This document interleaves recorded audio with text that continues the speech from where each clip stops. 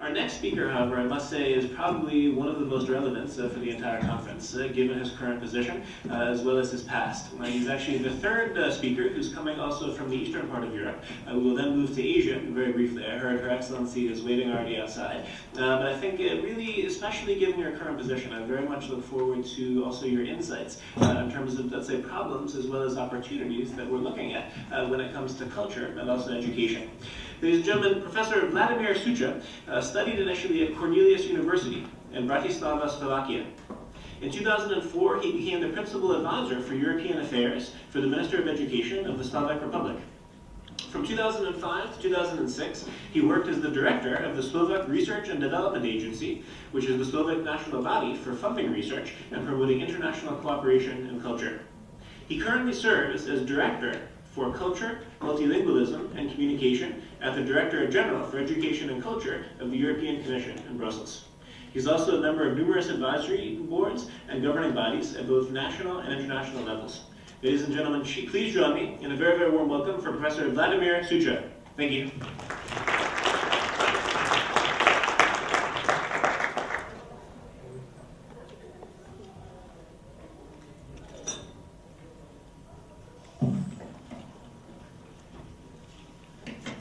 Good afternoon to everybody. Well, looking to the timing, I think that I should say hello and thanks for your participation and say goodbye at the same time, because I was supposed to finish answering your questions at this time. So as the chair said, I'm supposed to have, let me have 15-20 minutes presentation, so if you survive still, it will be my pleasure. It's very difficult and it's very tough because, you know, listening to the previous presentation, I'm not sure to what topic I should on what topic I should focus my presentation. But I'd like to talk to you and to have exchanges. Just first, I'd like to know who you are. Who is working in the culture field? Please raise your hand. I'm having 1, 2, 3. Who is working in the diplomatic field? In foreign relations? 1, 2. Okay. Good. That's challenging. Nice. Why we are advocating for culture, for more culture in Europe, and for more culture in external relations. But we strongly believe that the culture is a key to human mind. It's absolutely crucial for opening the human minds. It's absolutely crucial for flexibility of our thinking. It's absolutely crucial for something what we call human creativity. And here the creativity, as we understand this, is the capacity of everyone, every human being, to create, to think out of the box, to solve the problem of the life. So we have very anthropological understanding of creativity and very anthropological understanding of importance of culture. So creativity is not only the privilege of artists.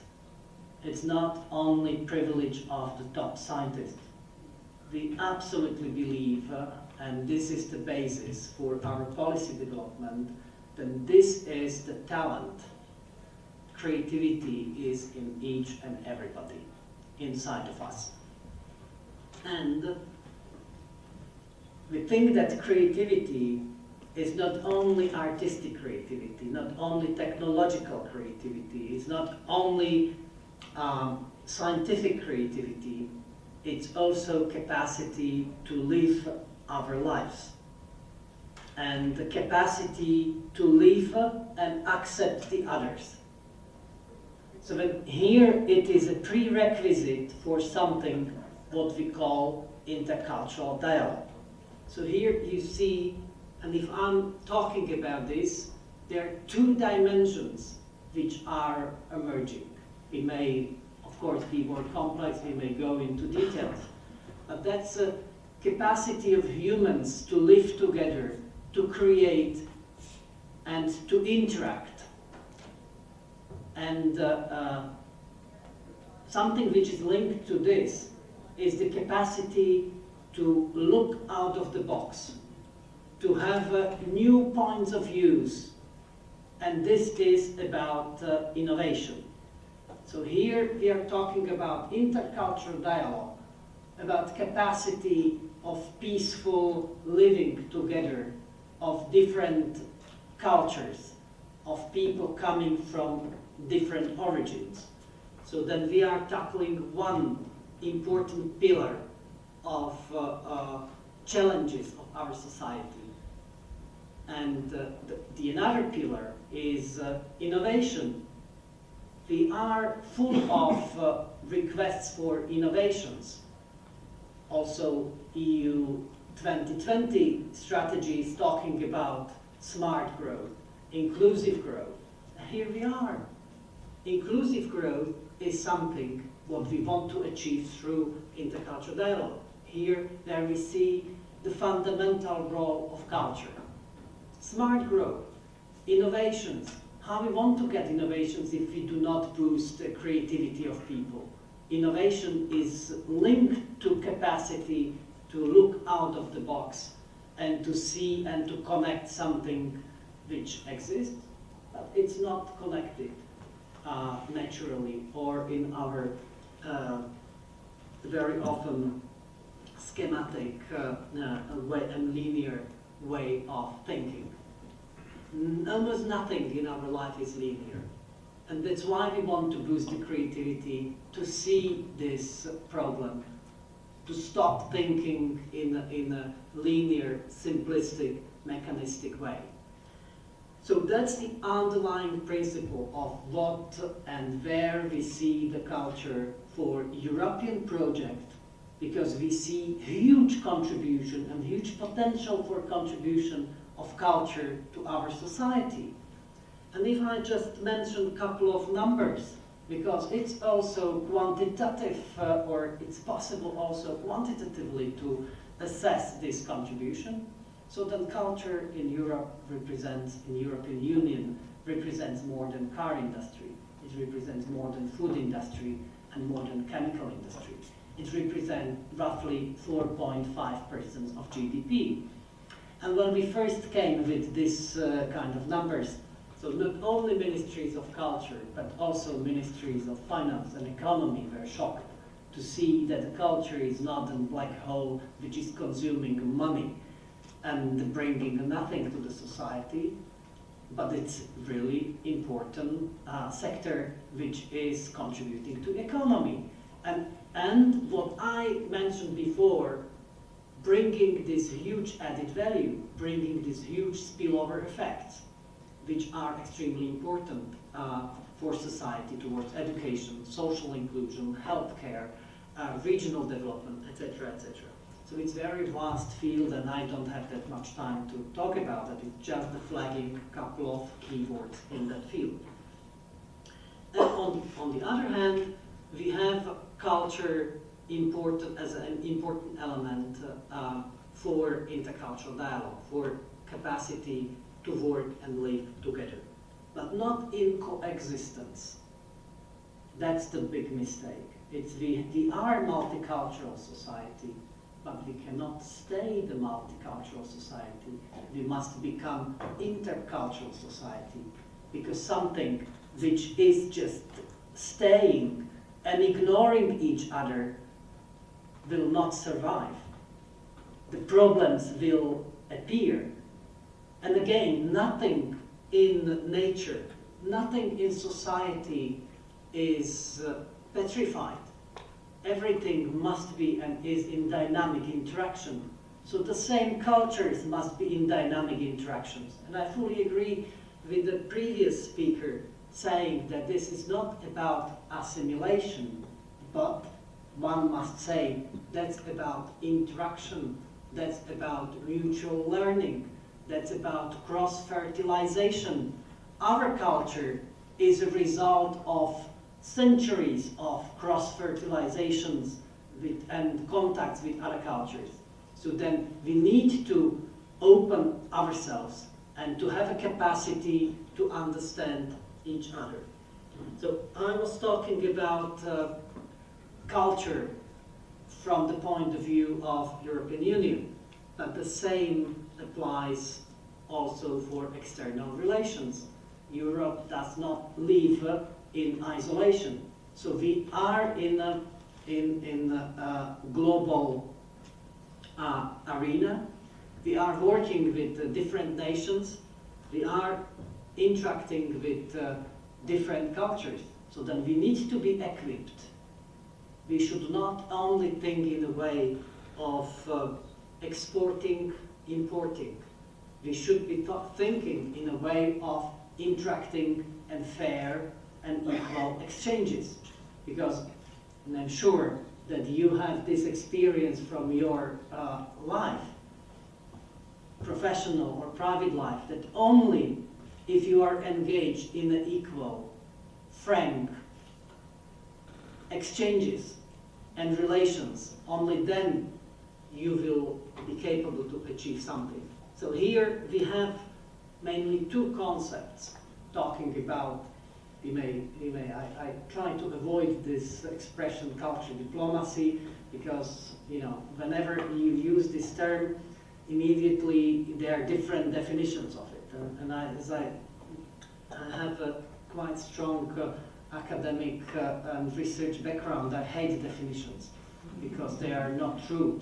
Whenever you try to define something, you are terribly mistaken. And what is extremely important is to talk about this frank and equal exchanges. And that's why we are talking more about culture as a vital engine of external relations of European Union.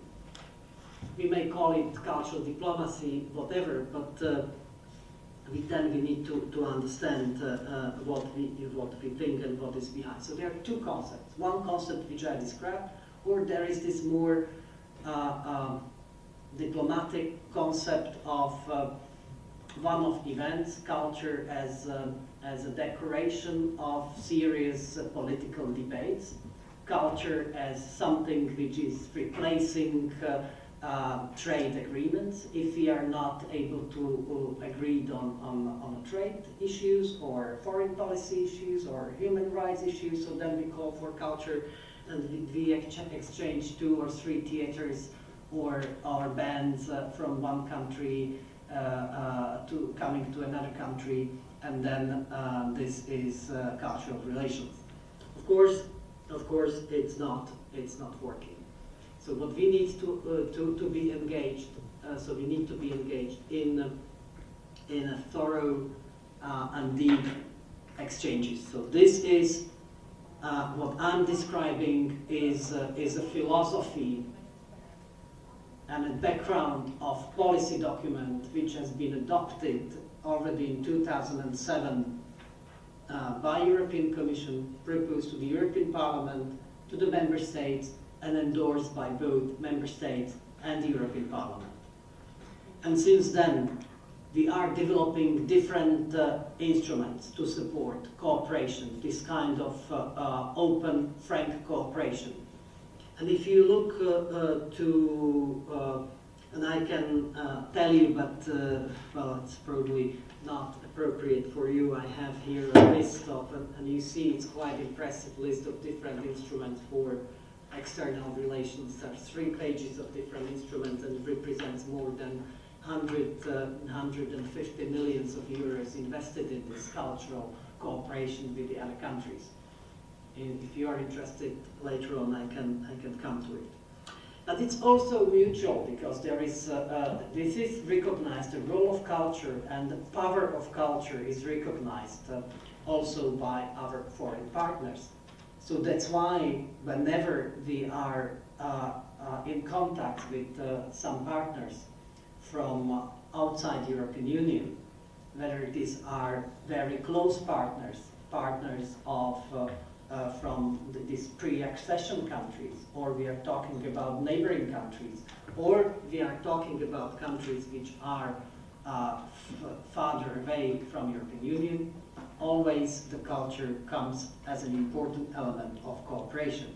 And we have requests to work on policy debates, policy exchanges, and this kind of frank cooperation with very many countries, because they also recognize culture as an important element for both economic growth, development of society, but also for what is mentioned, crisis, conflicts prevention. So that's roughly what we do and what we want to do. And well, I may talk about that for hours. I don't want to. I think I already used 15 minutes, so this is roughly what we are supposed, what I was supposed to do. So I outlined a couple of things. We are in a process of. Last week we had a huge Chinese delegation here with us talking about the year of intercultural dialogue between EU and China next year. There is a huge interest in cooperating in cultural and creative industries with Chinese partners. 3 weeks ago we had Brazil.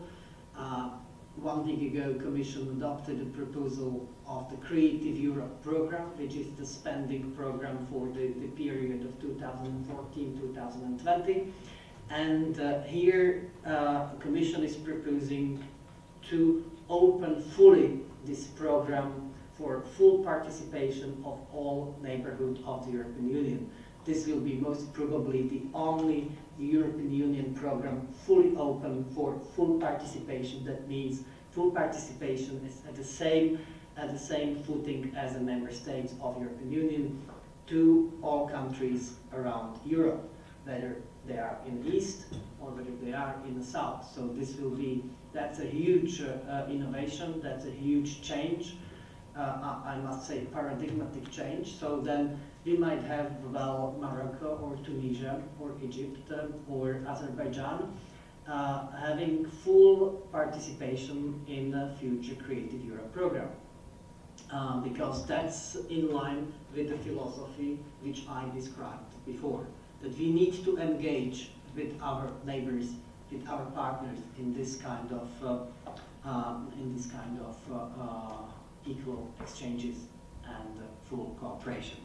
Okay, so 15 minutes expired. Over to you. If you have a couple of questions to ask, some clarifications towards what we do, how we do these things, just to remind you that I think 2 weeks ago I spent all afternoon here in the European Parliament at a hearing about the role of culture in external relations. It was a very interesting hearing, very interesting participants, a lot of civil society representatives taking part. So, as I said, I can talk about that for hours. I have my own experience of using culture in fighting communist and totalitarian regimes. That's why I'm so sensitive to this and to the role. That's why I strongly believe it, because I have also my own experience how to use it and why it is so important. Okay, but anyway, thanks a lot. Over to you. Are there any questions? Yeah, we can take about, say, 3 or 4 questions. Yes. Could you please say something more about the important items of the new program 2014-2020? Thank you. My name is Eric McGrath. I work in international education with study abroad programs, and there's a huge difference in student visa requirements between member states. And sometimes it takes 2 weeks to get a visa. Right now in the Czech Republic, it takes 3 to 4 months to get a visa. And many of the documents you cannot get unless you're actually in the Czech Republic first. So I wondered if there's any kind of idea of a universal student visa as there's this universal Schengen visa. Thank you. I would like to know and have some examples about when you say, maybe briefly, of an example of how to fight an authoritarian regime through culture. Thank you.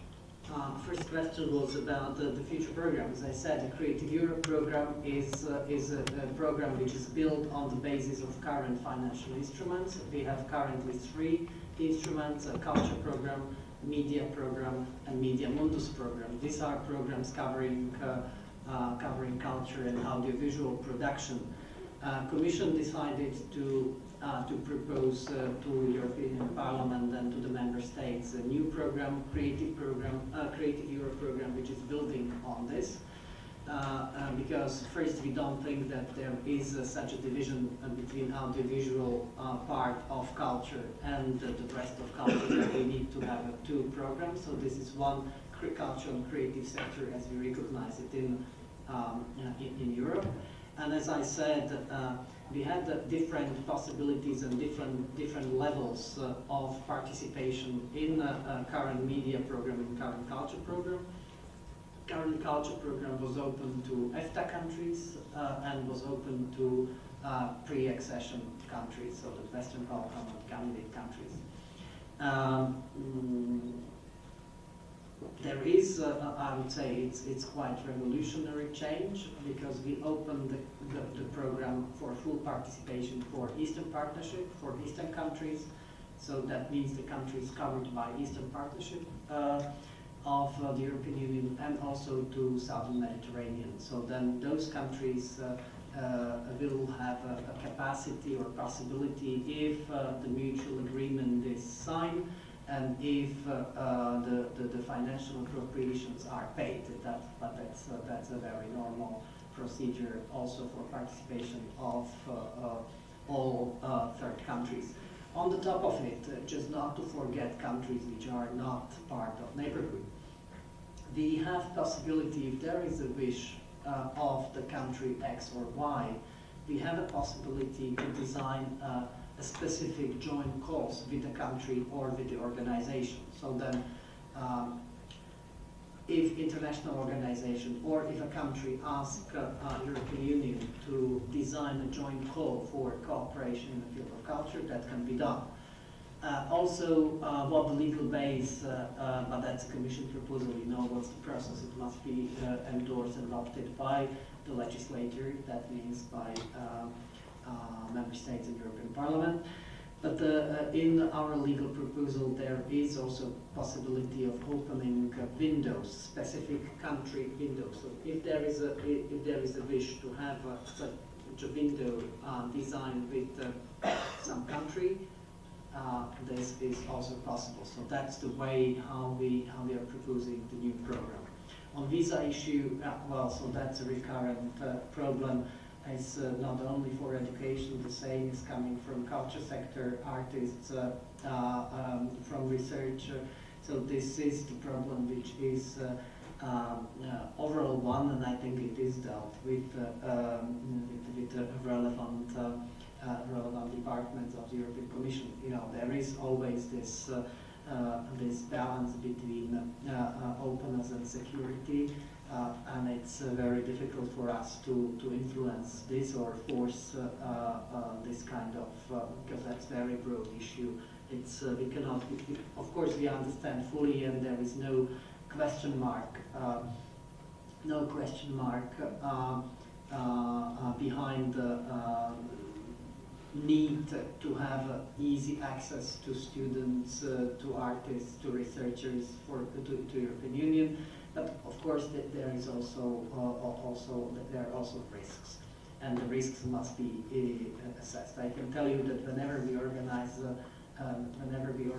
internal conference of the European Union, we are getting requests from all over the world for participation and issuing, the official invitation for visa requests, etc.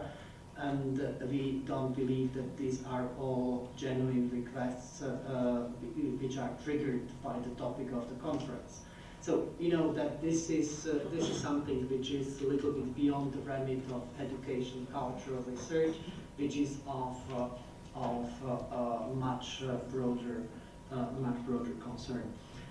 totalitarian regimes and culture, well, that's a huge topic and I can spend hours on it. I just, to come back to the hearing I mentioned 2 weeks ago or 3 weeks ago here in the European Parliament, before the hearing, a member of European Parliament, Mrs. Schaake, organized a lunchtime debate with representative of Free Theatre from Minsk, from Belarus, Natalia Kolyada, and say my good friend, came and she was sharing with us the struggle the Free Theatre is having in Belarus in fighting for democracy, fighting against totalitarian regime. And that's through the expression, artistic expression, this theatre is working. They are working underground. Natalia, for the moment, she can't even stay in Belarus. She moved to London for a couple of weeks or a couple of months. We'll see. She was several times arrested because through this free expression, through expression of art, you are first passing the messages, which are very difficult or almost impossible to pass through. I would say the instrumentalized totalitarian culture, because we should not be naive. The culture can also play this role of a servant of different nationalistic or totalitarian groups. We can see this, but it's not a genuine culture. What I'm talking about is opening the mind and the role of culture here, not in massaging and serving the ideology. So that's extremely important. That's one example of huge.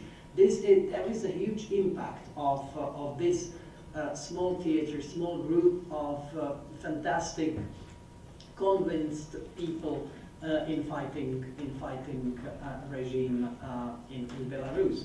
So, and we can go on. Look at what was going on in Arab countries in the spring. I was in September in Morocco in a meeting with cultural civil society representatives coming from Arab countries, from the North Africa, bringing testimonials about the role of culture here, role of civil society, theaters, short films, dance, music, of empowering people, opening their minds, really passing the message that look, this is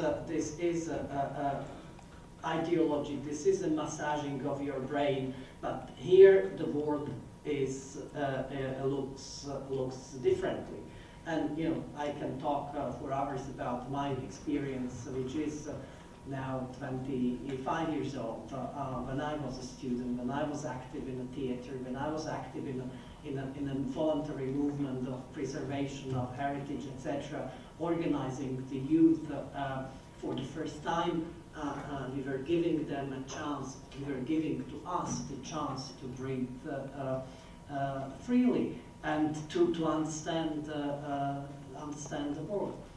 So this is extremely important. That's why all totalitarian regimes are so focused on culture. That's why they are supporting those who are easygoing and ready to serve. And also they are punishing so fiercely and so much those really promoting the real culture. So that's why you have this kind of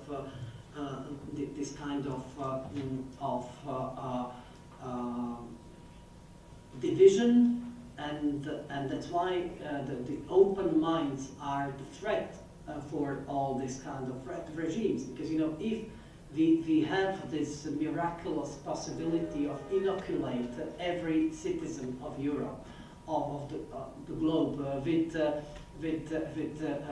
open-mindedness, I think that this will be a peaceful and fantastic world. So we don't have it, but the culture is extremely important. Extremely important element and extremely important engine to stimulate the openness of minds. And I think that's the best way to fight against xenophobia, against nationalism, and all kinds of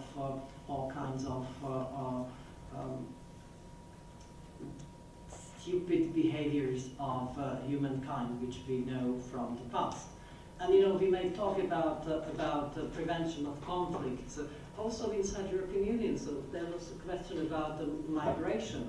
There is a huge migration in European Union. If you know, just take languages, which are not anymore in my portfolio as it was introduced, but nevertheless, we have in European Union more than 200 spoken languages. So that's just an expression of that linguistic diversity because of different migratory flows.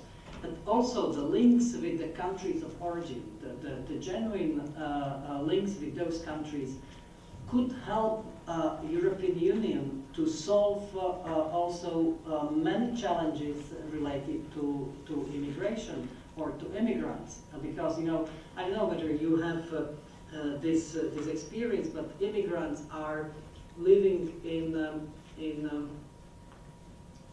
I would say, cultural fossilized environment.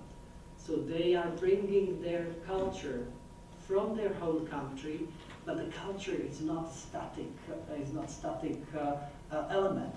We don't see it because we live through culture every day. But the culture and language. If you leave the country and you stay outside for 20 years and you come back, you might have a problems of understanding the newspapers. Because the language changed, and it just gives the essence of and that's the tendency. If you are in this cultural fossil, then you have a tendency of you know, not touching it, understanding it as a taboo, as something which is untouchable, something which is unchangeable, because this is how I remember it. It can be in a country of origin. It could have been changed and challenged a long time ago. So that's why this flows, cultural flows, exchanges are extremely important also for revitalizing the culture of people living in European Union, very often deconnected from their origins. Okay, thanks a lot.